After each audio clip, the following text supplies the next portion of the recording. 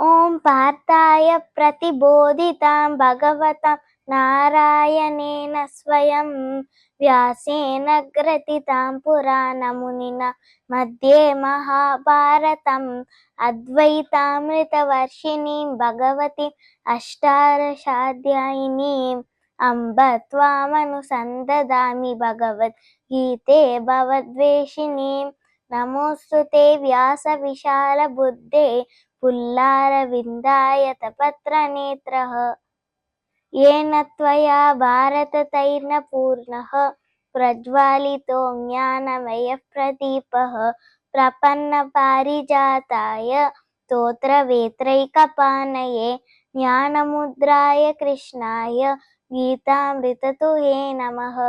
सर्वोपनिषदो गावो दोता गोपालनन्दनः पार्थो वत्स सुधीर्भोक्ता दुग्धं गीतामृतं महत्।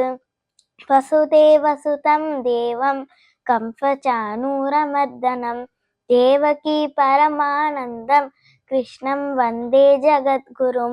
भीष्मद्रोणतटा जयद्रथजला गान्धारनीलोत्पला शल्यग्राहवती कृपेणवहनि कर्लेलवेलाकुला अश्वत्थानविकर्णघोरमकरा दुर्योधनावर्तिनीम् सोत्तीर्णा खलु पाण्डवैरननलः कैवर्तककेशवः पाराशर्यवचः सरोजममलं गीतार्कगन्धोद्घटम् नानाख्यानककेसरं हरिकथा सम्बोधनाबोधितं लोके सज्जनशतपथैरहरहः पेपीयमानं मुदा भूयात् भारत पंकजं कलिमलः प्रध्वंसि न श्रेयसे मूकं करोति वाचालं पङ्गुं लङ्घयते गिरिं यत्कृपातमहं वन्दे